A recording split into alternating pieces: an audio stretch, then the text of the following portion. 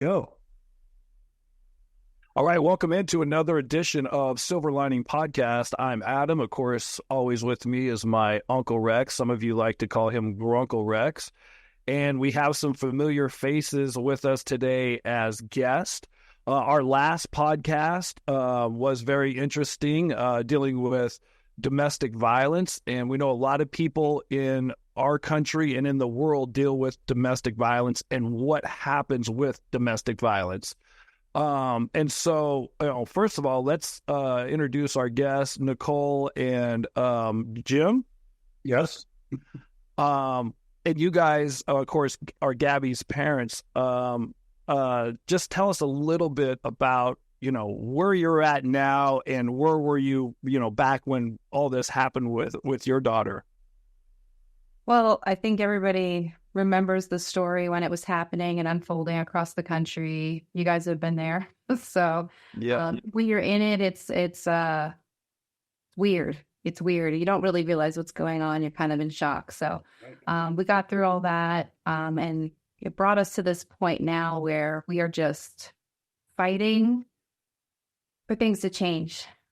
We see the need and we're doing whatever we can to make that happen. If you go back and think about when all this was first happening with your daughter and her situation, and I started remembering back when things happened with Lori and my situation, I am like a million times different today than I was 4 years or 5 years ago. I mean, completely different person in all aspects, because some of the lows were super low. And so, do you feel different now than you did back then? Yeah, of course. A trauma rewires your brain. So you kind of become a different person. I know that this wasn't the plan and this wasn't my path in life, but I am a different person because of it. I think that we would all agree with that we're all very different. Yeah. You get thrown into a whole world that you see on TV and you don't think is real. It doesn't happen to you or people that you know, and now you're right in the midst of it, and you're in a whirlwind while it's all going on. You don't really have time to stop and take a breath, and then after it, you learn so many things and get an education on things that you never knew in life, and you start to see things that need to be changed, what needs to be done differently, and how it could be done better, and what you can do to help. And we've always been helpers, I guess, in life throughout our career, and now it's just kind of changed to where our help is being focused on. We were kind of lucky in the way that there was 4 of us. So Gabby had her mom and her dad and her 2 step-parents, her stepdad and her stepmom. And we all kind of just started working together. And I think that's powerful, having 4 people come together and try and change the world. Better than shit, right? I don't see that a lot either. When you have 2 parents that get divorced and they get remarried, sometimes there's a wall there. There's this side and there's this side, and there's no coming together. And this case could have really divided everything even further instead of bringing you guys together, which is another, to me, that's a miracle in itself. Yeah, I hope that for the children out there, that more families could work together, even through regular life. This is through a tragedy, but we were fine before this. I wouldn't say we were as close, but we are certainly close now. I've actually traveled with Joe. Jen had plans to travel somewhere with Tara. Like, we do things together all the time. So it's nice in the way that it's what Gabby would have always wanted, for us to be together a little more. But I'm sure she's happy about it now. Going back real quick with domestic violence, we were talking to our guest last week, and she was talking about how her husband at the time was, doing stuff with her, and she was being judged for staying in a domestic abusive situation. And with Gabby's situation, you've heard people say all kinds of things about her, about you guys, and how could you allow this to happen? How could she allow this to happen? The judgment comes down, especially when you're not walking in those shoes and you don't people sometimes that never been through that don't understand the situation. Everybody always plays Monday morning quarterback where they're just like, oh, you should have done this, this, and this. How do you get through that when being judged? That's one thing that we talked about with her is trying to, because Rex and I have been judged a ton. Mm-hmm. Yeah. Yeah. I mean, I ignore it. I know who we are. I know we're good people. I know my daughter was a beautiful soul and she did not deserve to be in an abusive relationship. And we didn't know that she was going through what she was going through, but she didn't open up to us. And if somebody hasn't been in it, they don't understand. I didn't understand it. I didn't even know anything about domestic violence. I wish I did. I think we all need to be educated on it. But the judgments, the one thing I want people to stop asking survivors is, why didn't you just leave? Or if they're in it, why don't you just leave? Because there's too many. It's not that easy. Difficult situation. Yeah, the dynamic is different in everybody's situation, and there's a lot of reasons why. Yeah. But, yeah. I mean, I think you can say that with a lot of things in the world where, you know, people always take that one side, you know, when they're not in it. Well, you should have done this or they should have done that. And it's easy to just throw those stones when you're not going through it. But to sit through it and see it firsthand, you know, it gives you a whole different perspective. Like Nicole said, we didn't really know anything about domestic violence before any of this. We sure as heck know a lot more now than we did then. So now, like you said, you kind of block out that negative energy and focus on what you're doing and the positive you're trying to do, and do your best to try to educate as many people as possible to what it looks like, because a large majority of the population have these same feelings towards domestic violence, you know, the victim blaming and shaming, you know, but they've never had to walk in their shoes to understand what they're actually going through. So, yeah, and like, just show people some grace. I mean, not everybody's perfect, first of all. We just need to be part of the solution and not, you know, part of the problem. We need to just move forward and help everyone. So is that what you guys are now? Your focus is on, is your focus at all on trying to bring to life how to understand domestic violence, or how to make sure that it doesn't happen to your kids? Because it's one thing that you're in a relationship and you're in an abusive relationship, and it's another thing if you're grown and then you have grown kids and your grown kids are in a domestic situation, and sometimes parents know and sometimes they don't know.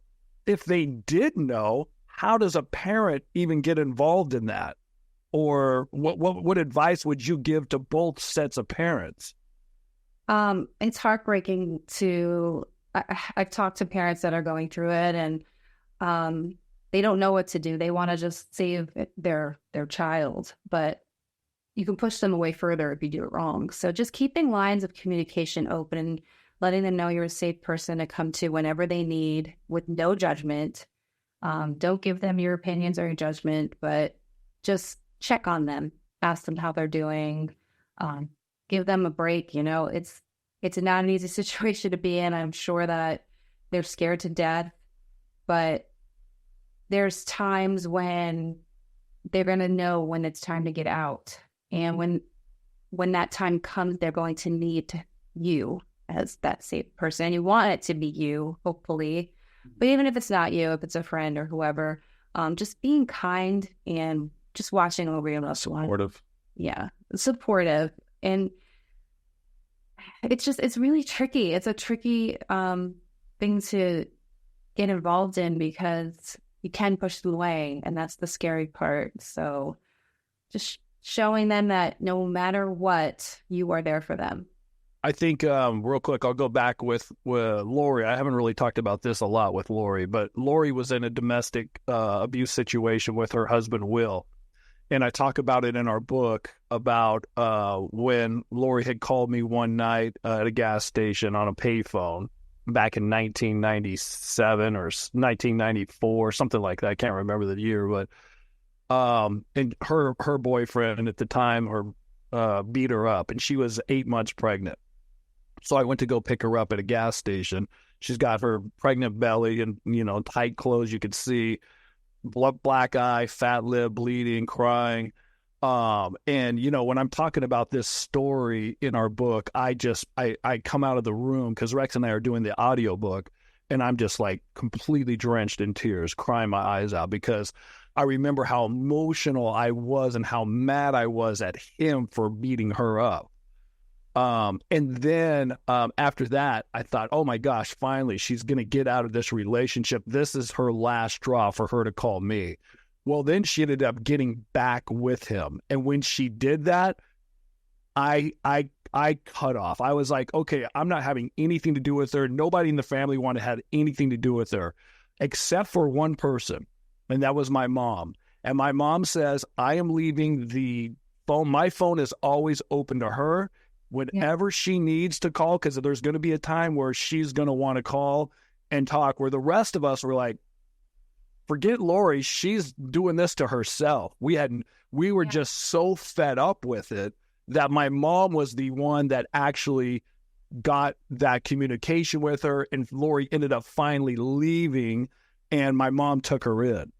So those are when you're mentioning that came to my mind, and I thought, oh my gosh, leaving, and as frustrating it is for a lot of people that that see somebody in that situation, like, you're an idiot. What are you doing? Why are you doing this? What you're describing, it's so common. Like, people just give up on you. They blame you. Well, you just want to be in this relationship. You want this. And that's so hard to hear now, learning about domestic. But I who knows, back then I might have judged people. I don't even remember, because I just didn't know about domestic violence. Yeah, me neither. So I totally judged. So you think like, oh, well, they're stupid. They just want to stay, right? But they're brainwashed. They're literally brainwashed. They are connected in this weird, they have this like weird dynamic with their abuser. And then there's other reasons. Obviously there's children involved. There could be pets involved, money. Yes. And that's why they can't just jump up off of, and then it's the most dangerous time. A lot of women who leave, that's when there's a homicide. Yeah. So with all the things that you've been through, the trauma and all this, with domestic abuse and your daughter dying and all these things, tell us about how did you crawl out of that hole, and where are you going now? What are you doing with Rex? And we wrote a book for our own therapy, and then we turned into this podcast, Silver Linings, which is finding, positive things. And I think you guys are doing the same thing, trying to find. They're doing it on steroids. Yeah, exactly. So impressive. I think it's interesting, because I think there's still days when you feel like you're still in that hole. You're doing all the work, you're doing good, and then all of a sudden something happens and you find yourself upset or depressed or, tired, just feeling discouraged. But then you just take a deep breath and you step back and you realize, what are we trying to do? We're trying to make things better. Focusing a lot of that negative energy or those depressing moments, trying to just flip the script on them and turn it into a positive and say, hey, listen, what we're doing is good. It's trying to help other people. And I think when you hear back from other people, like how that helped us in some way, you guys spoke here and it resonated with me, or I learned something that I didn't previously know. I think that gives us power. It gives us focus.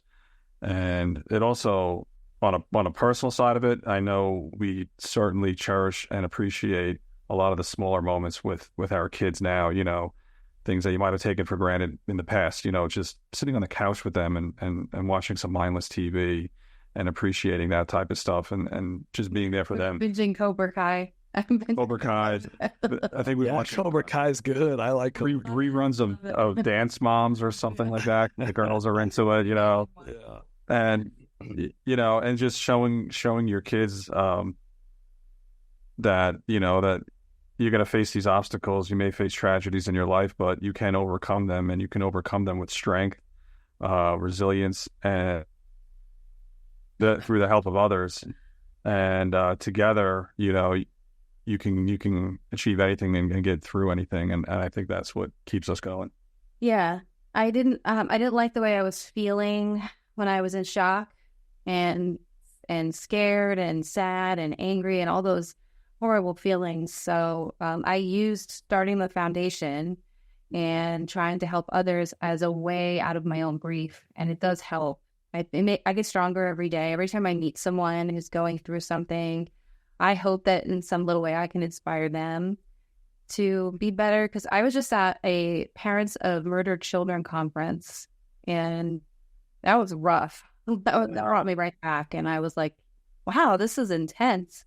But there were so many people there that need that support, and I just want to be there for them. And a lot of it's about mental health, and we want to teach our kids the same thing. So yeah, we just keep going. I don't know. You know how it is. You just got to keep going. Yeah.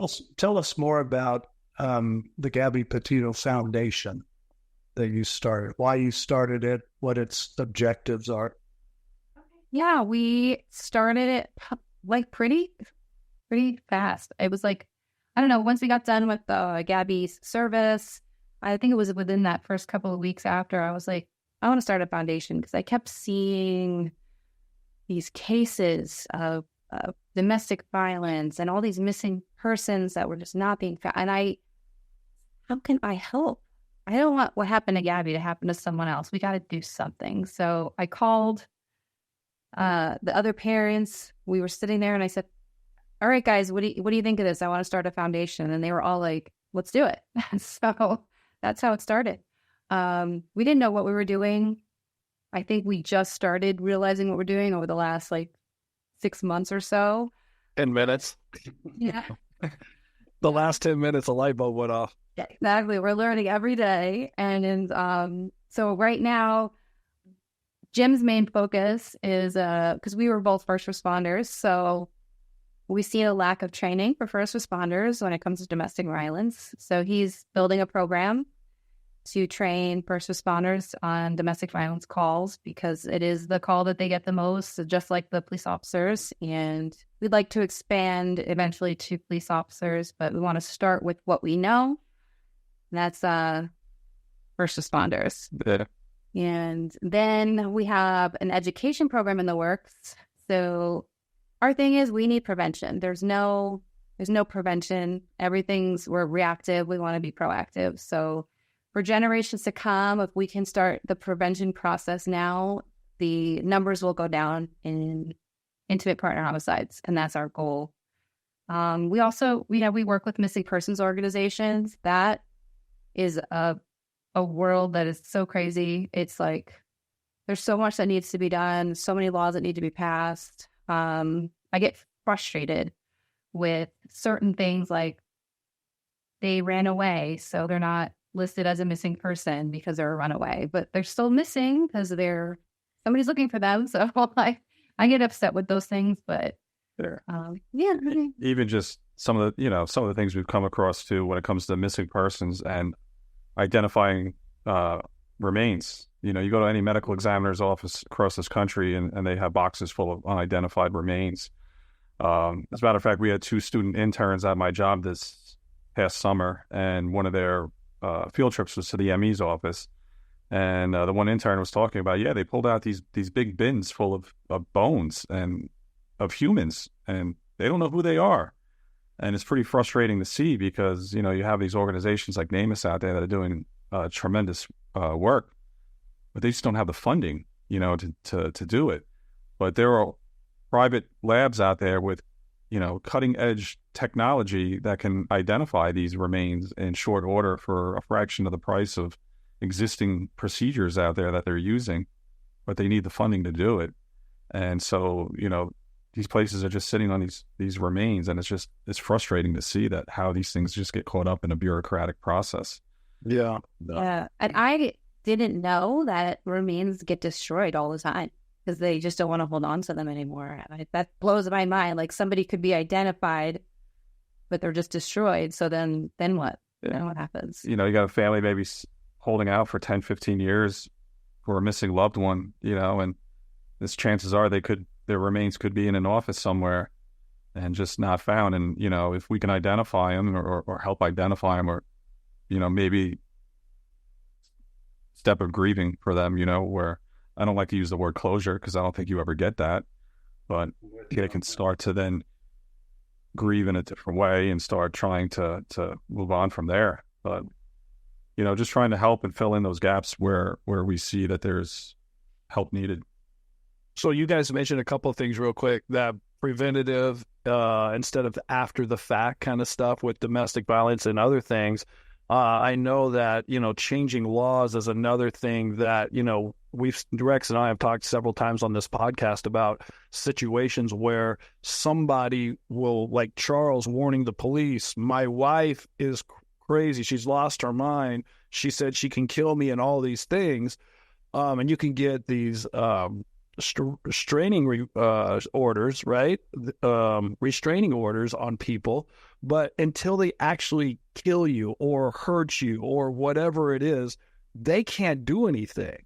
And so there's a gray area there too with the laws of the land and what we do as people. And so when you guys are talking about you're trying to get things changed, and sometimes when it has to go through a new law or something new, I'm sure that's frustrating as well, because then you're dealing with politics, and Rex and I don't talk about politics on this show. Yeah, it's not. We just want all the support from all the parties. We don't need to take sides. Right. Yes. In February, I was up in Tallahassee at our state capitol for an Advocates Day, and I'm in the, I guess it was the House Judiciary Committee meeting, and they were, hearing different statutes they're looking to bring up and change or enact. And it's probably a room of about 150, 200 people that were testifying on different bills that were being proposed to get voted on. And I would say about 70% of the people in that room were people that are there because of some form of a tragedy or some type of a crime, sexual assault crime or a murder or whatever it may be. And I just thought to myself how crazy that it is that all of us have to be here at this point to try to change a law because of people that have already been affected by it. Like, why can't we have stuff in place that prevents this stuff from even happening, And I think that's what really that whole prevention and education thing kind of comes from, because it's hard to really see the effects of it immediately. It's easier to provide those reactive services because it's in your face. You need them right at this moment. Mm-hmm. And it's hard to prove what didn't happen. So, and I think if we can start getting that education out there, I think in, 4, 5, 6 years from now, and you start to see those numbers coming down, maybe, you can attribute it to those prevention and education, and hopefully get a point where they drop all the way down and you have less people are going to sit in those legislative meetings, trying to get laws passed, and the whole process, I don't understand. Like, our system is so backwards. It's so backwards. The criminals are getting treated like royalty, and, victims and their families are not treated very nice. I'm just angry at all of that. But I know that I have to, one step at a time, learn the best way to make those changes. The lethality assessment is one thing we've helped with in Utah and now Florida. We're working on New York. And that's a questionnaire for police officers to ask victims who they believe are in a domestic violence situation. It just helps connect them to resources. And I think it will save a lot of lives. I think that, and I say this all the time, we believe Gabby's life could have been saved that day. And if she was aware, if she was asked these specific questions, it might have clicked that she needed to get to safety, and they could have connected her to the proper services. But this is frustrating to me, because why were we doing that everywhere already anyway? Why? Yeah, just because it makes sense to have that in place already. Yeah. An article I was reading about you two just recently, just in the last couple of weeks, was talking about that and your work, not only in that area. And look, you're talking about several areas. I don't know where you get your energy, but it's so inspirational. But another area in which you're very active is paying attention to missing persons that are white kids, because there's such a disparity. Could you tell us a little bit about that? Yeah, so once everything was kind of done with Gabby and it was, just over, I saw a news report about missing white woman syndrome. And my first reaction was, how rude of somebody to talk about that when she, this just happened and this just happened to our family. And then after a little while, I started understanding it, because as I was sharing missing persons, I was seeing missing people that are getting shared are typically white women. Children get shared pretty evenly across the board. But when it comes to adults, it's white women, and then men, and then, people of color or indigenous. You can see the numbers, the shares. Just look at the shares. Yeah. It blew my mind. I was like, oh my God, it's true. It's absolutely true. And it doesn't make any sense to me because a missing person is a missing person in my eyes. But so I didn't get it. So we just fight for everyone. Everyone deserves the attention. I know that we can't personally share every single person out there, and nobody can. But if we all are doing it, a few people here and there, that's when they're going to start all getting shared. So yeah, we're starting to see a lot more people on our feeds that, we've been friends with for years that typically would use social media just to post, hey, this is what I'm doing for the day, or, a picture of... Look at this steak. It's amazing. Yeah, look at my food. Isn't it beautiful? Or I eat it. I have pictures of Gabby's food. Yeah, and now they're starting to share some of those. It reaches somebody that in another state that might be close to it, and next thing you know, somebody recognizes something. Oh, it just happened. Kenny from the Aware Foundation, he's fantastic. They had, I think it was a trafficking situation, and the person working at this hotel saw the flyer on Facebook and recognized the man, and they caught him, got arrested. Wow. By the little girl at the hotel. I guess he was going to traffic her, but people think, oh, he's not going to do anything. It does. It helps. It helps. Yeah. So that's exciting. If we could use, the platform that Gabby had, that we used to find her, if we could use that to just help anybody in the slightest bit, try to get some more attention, bring some media attention to it, put some pressure on whoever, law enforcement or whoever, to start really looking into it and helping them a little bit more than they are. I feel like it's our duty to do that. So, well, you're also using the legal system, which is misunderstood by some. You've completed a lawsuit. You have another lawsuit, I think, here, and I'm in Utah, in the state of Utah. Oh, I didn't realize you're in Utah. And I'm in southern Utah, and so you have a legal action pending. But tell us what you're doing it for, because I know you catch flack because, oh, good grief, you're going after money. People just miss the whole point of it. Can you comment on that for us? Again, I'm showing these people that are judging. I show them some grace because they don't understand it and they're not in it. They don't get it. The only way that in our country it seems to be that you can make a change or have a big voice in something is to use the legal system and to use the court system and to sue for a monetary amount. I mean, our lawyers made up a number. Like we just want them to know we're serious about the changes that need to be made, especially in Utah. Utah's got a lot of issues. I was just with Candace Cooley, Bill and Ron's mom. We were at the Parents of Murdered Children conference together. And she's the same way with Utah. Utah is just dropping the ball on stuff. So we want to see change. And the only way we can do that is they're going to take us seriously when we're going to march in there and do what we have to do. Yeah. And so you sue for a big number, so they have to pay attention to it. I would hope so. Yeah. I mean, more important than the number is what are they going to do to fix? Exactly. So this doesn't happen again. Mm-hmm. People driving through their state, because I understand, like, especially with that area, don't run into these issues. So let's protect our people. And I think it'd be good for the optimists to know what that part of it, because I hadn't understood this, but I think I mentioned to you when we spoke a couple of weeks ago, the only other true crime story I listened to, other than Lori and Chad, other than our family story, was Gabby's story. And part of that because there's a Utah connection, Southern California, where they were stopped, and there's obviously domestic abuse, but they didn't treat it like domestic abuse. Am I getting that right? And that could have made a difference. Yeah, I mean, we obviously can't say too much about it. Because that case is pending. I'm sorry. But yeah, I mean, everything that... Way to go, Rex. Way to try to get their case dismissed on the podcast. Right.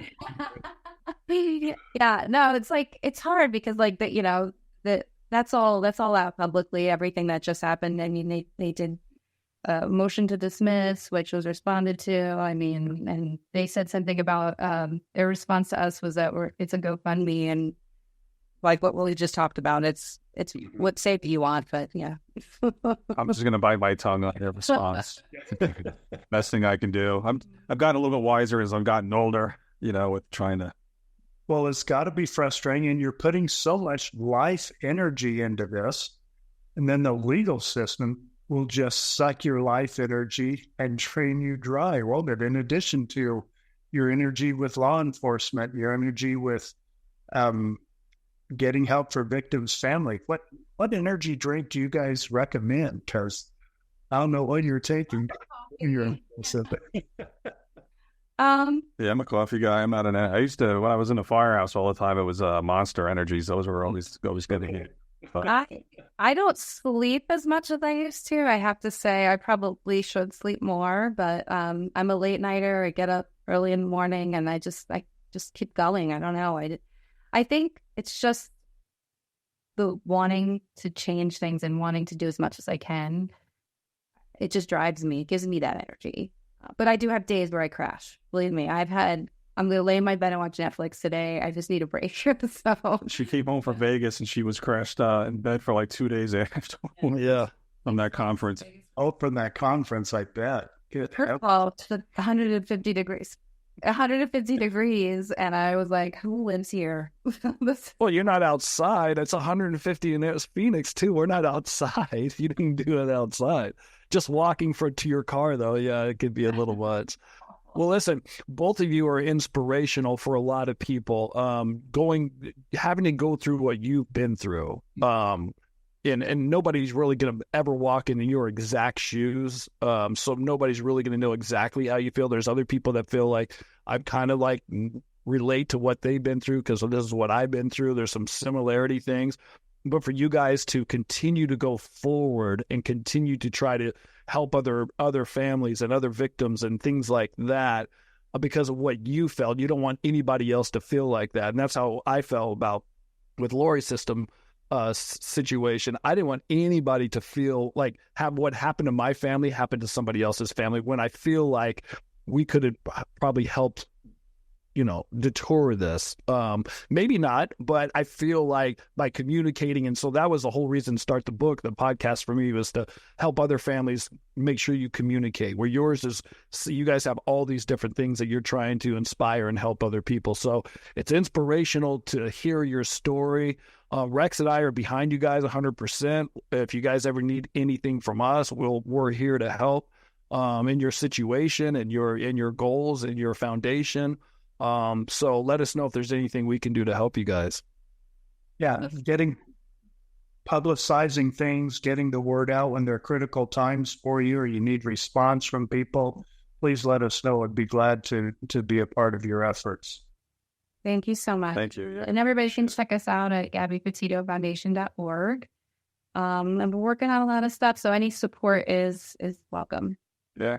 Very good. Come out to that area in the next few months and maybe a few times next year to do some. We're going to do a workshop in Vegas. Yeah, one in Vegas. We got some stuff coming up early next year in California. We're looking to do some trainings out there for some folks. That'd be great. Great. Well, training is my thing. If I can help there, I'll be glad to. But and Vegas, of course, is a local town for me.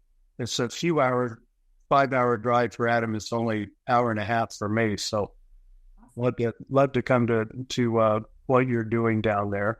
And just so everyone knows, Gabby with 2 B's, when they're looking, Gabby Petito Foundation. EY. Yeah. 2 T's, Petito, Petito. Yeah. Okay, the Gabby Petito Foundation.org. .com is a. I know, and I believe I've made my mistake of typing .com, but so we all do exactly. Poor org is so down the line. did work come from? Yeah, so we'd love to keep in touch. You guys are wonderful for being on here. It's so inspirational. Our optimists will love it. I'll send you a link. And I think you'll notice in the comments you're going to be getting a lot of support here from our optimists. Oh, I appreciate it. Yeah, you guys are awesome too. And I love what you're doing. And that's, it's, you don't know it, but it's what's keeping you going. So, Yeah. It's a crazy world that we're all a part of now. We're a large family, people that It is like family, isn't it? so. But we can be a part of the change. Mm-hmm. Good, right? Yeah, exactly. That's what we hope for. All right. Thank you very much. Adam, any last words? No, just thanks for coming on with us. And again, any support that you need from us, we're here for you. And hopefully we'll see you guys soon in the future. Awesome. Let's do it again. That's great. Thank you. All right. And thank you, optimists, for being with us. We'll look forward to your reactions to this podcast. To this podcast. To this podcast. To this podcast.